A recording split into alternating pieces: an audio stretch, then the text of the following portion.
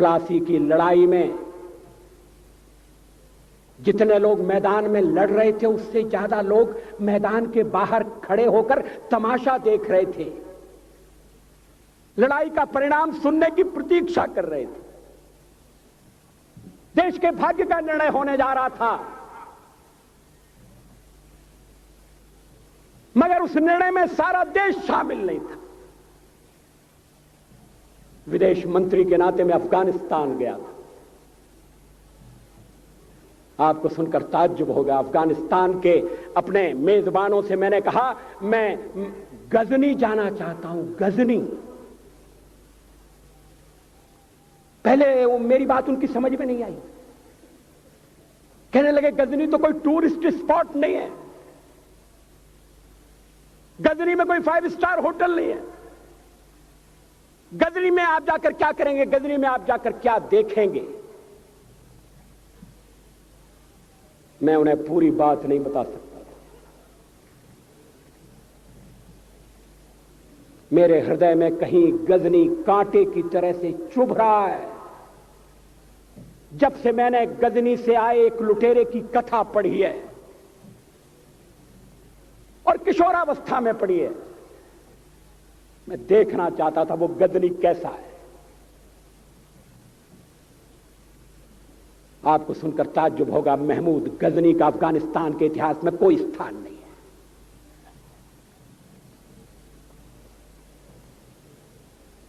गजनी छोटी सी जगह है, छोटा सा गांव है। कल्पना करिए सैकड़ों साल पहले वहां धूल उड़ती थी, झोंपड़ियां थी, मगर एक लुटेरा लुटेरों को इकट्ठा करता हुआ सोने की चिड़िया को लूटने के लिए चला आया। आपस की फूट से जो राजा है वो लड़ेगा, जो क्षत्रिय है वो लड़ेगा। हमने समाज के बहुत बड़े वर्ग को लड़ने के अधिकार से वंचित कर दिया। हमने उन्हें हथियार नहीं उठाने दिए। मार्शल नॉन मार्शल के आधार पर हमने समाज को बांट दिया। वो लुटेरा सोमनाथ के मंदिर तक चला गया। पुजारी देखते रहे। मंदिर की पूजा भक्तों को करना पड़ती है। मंदिर तो एक प्रेरणा का केंद्र है। मैं देशपांडे जी की तरह से नास्तिक नहीं हूं, मगर उनकी नास्तिकता में भी जो आस्तिकता है मैं उसका आदर करता हूं, उसका सम्मान करता हूं। वो जिस आत्मविश्वास से नास्तिक होने की बात कहते हैं, तो मैं उनसे कहना चाहता हूं वो सचमुच में नास्तिक नहीं है। जिसकी आस्तिकता है, जिसका विश्वास है, वो नास्तिक कैसे हो सकता है?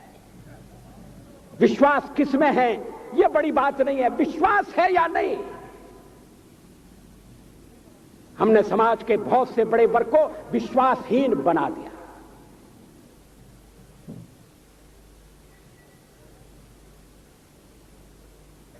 लोगों ने हथियार नहीं उठाए, वेद पढ़ने के दरवाजे बंद कर दिए। इसलिए हम पादाक्रांत हुए। अफगानिस्तान में मैंने एक बात और देखी। मुझे जिस होटल में ठहराया गया उसका नाम था कनिष्क। अफगानिस्तान एक मुस्लिम देश है। मुझे बड़ा ताज्जुब हुआ। मैंने कहा कनिष्क यहां कहां से आया? तो मेरे साथ अफगानिस्तान के विदेश मंत्री थे। मैंने कहा कनिष्क आपका कौन लगता है? कनिष्क से आपका क्या संबंध है? कहने लगे कनिष्क हमारा पूर्वज है, कनिष्क हमारा पुरखा है। He was one of our forefathers। मैंने कहा तब तो हमारे आपके पुरखे एक हैं। अफगानिस्तान के लोगों ने उपासना पद्धति बदली है, संस्कृति नहीं बदली। आज के भारत के परिवेश में यह सुनने के बाद थोड़ा विचित्र लगता है। हमारे यहां तो धर्मांतरण के साथ राष्ट्रांतरण होता है, ऐसा दृश्य दिखाई देता है। पड़ोसी देशों में ऐसा नहीं हुआ। अभी राम जन्मभूमि का मामला चल रहा है। एक विदेशी आए, कहने लगे राम जन्मभूमि का क्या झगड़ा है। हमने कहा इस पर विवाद हो रहा है कि श्री राम कहां पैदा हुए थे, और जहां पैदा हुए थे वो स्थान उनके मंदिर के लिए प्रयुक्त किया जाए या न किया जाए। वो इंडोनेशिया से आए थे, वो मुसलमान है। कहने लगे हम तो समझते थे कि राम के लिए सारे भारत में आदर होगा, सम्मान होगा। हमने कहा ये आपने कैसे समझा।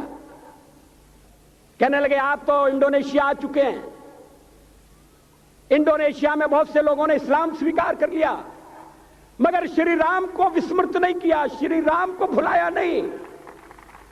इंडोनेशिया के बाली द्वीप में 1 महीने रामायण की लीला होती है। मैं उस समारोह में जा चुका हूं। उस समय भी विदेश मंत्री मेरे पास बैठे थे। मैंने कहा ये रामायण ये क्या हो रहा है। मैंने कहा एक्सीलेंसी ये मंच पर क्या हो रहा है। कहने लगे एक्सीलेंसी आपको पता होना चाहिए। हमने कहा मुझे तो पता है मगर मैं जानना चाहता हूं।